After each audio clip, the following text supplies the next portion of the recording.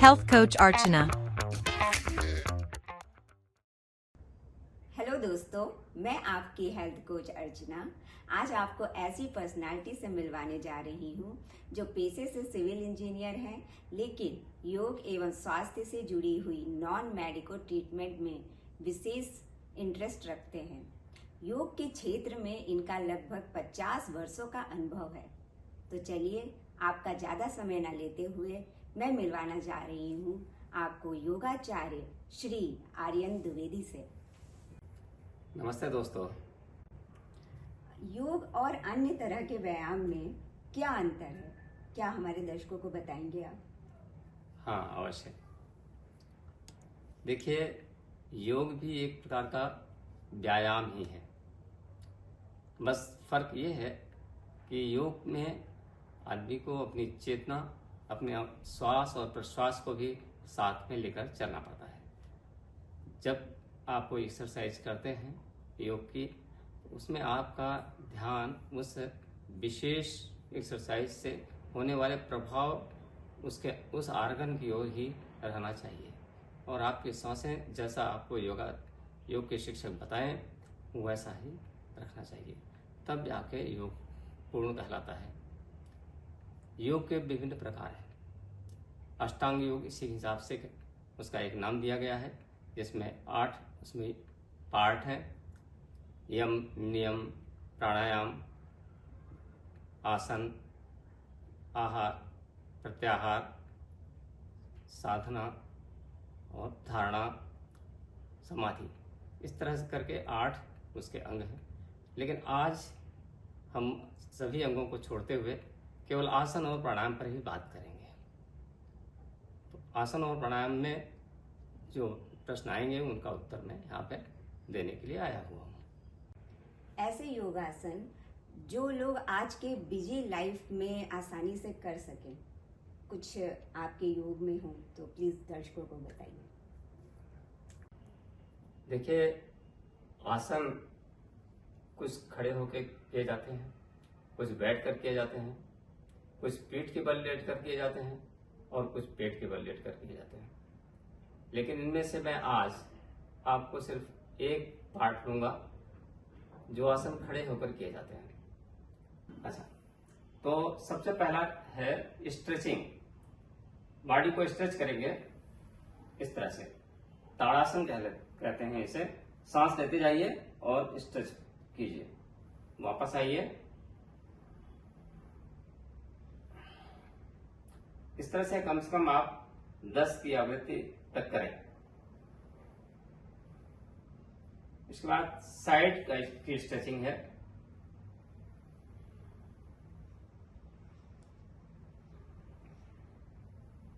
इसमें सांस छोड़ते हुए जाएंगे नीचे की ओर, सांस लेते हुए ऊपर आए। थोड़ी देर तक रुकना चाहिए, वॉच करना चाहिए बॉडी को। फिर आइए, फिर नीचे जाइए,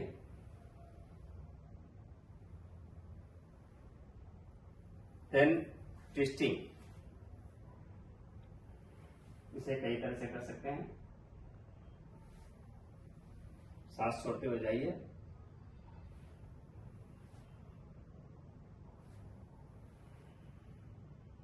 थोड़ा देर रुकना आवश्यक है।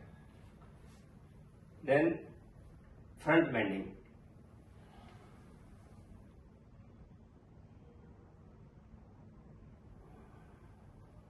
Back bending.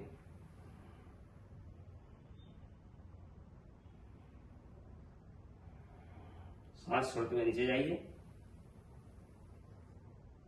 बिल्कुल शरीर को ढीला छोड़ दीजिए। सांस लेते ऊपर उठिए,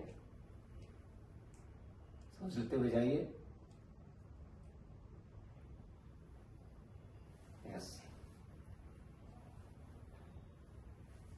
अपने स्टमक रीजन को इस तरह से पैरों में गैप करके इसको घुमाना है, क्लॉकवाइज और एंटी क्लॉकवाइज।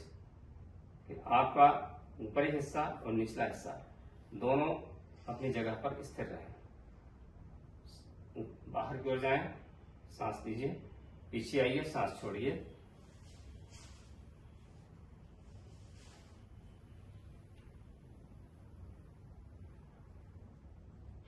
इस तरह से 10 बार करिए। इसके बाद एंटी क्लॉकवाइज।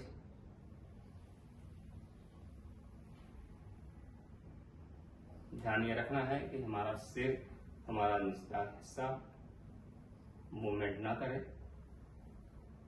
उतना ही ऐसे पे अपना प्रभाव बढ़े जितने के लिए आसन किया जा रहा है। देन पैरों के और भी आसन हैं। ये है बैलेंसिंग अप्रोच, वृक्षासन। पहले एक पैर से, दूसरे पैर से। इसमें सांस सामान्य रहेगी, ध्यान केवल एक ही स्थान पर रहेगा, तभी आप देर तक खड़े रह सकते हैं। इसमें आपको का कंसंट्रेशन भी बनता है और पैर में स्ट्रेंथ भी आती है। इस तरह से आप जब कभी मूवमेंट करते हैं तो लड़खड़ाने की चांस नहीं रहते हैं। और भी आसन हैं जिसमें हम अपने इन दोनों काफ मसल और हैमस्ट्रिंग दोनों का व्यायाम करते हैं। उसको ऐसा करें, ऐसे खींचें, फिर ऐसा करें, ऐसे खींचें, पंजों को खींचें,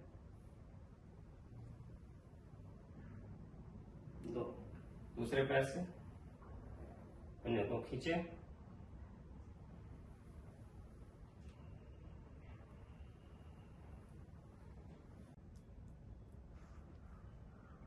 जो आसन आपको फिलहाल मैंने बताया है, इससे बॉडी की स्ट्रेचिंग भी हो जाती है, ट्विस्टिंग भी हो जाती है, बेंडिंग भी हो जाती है, जो सबसे आवश्यक है।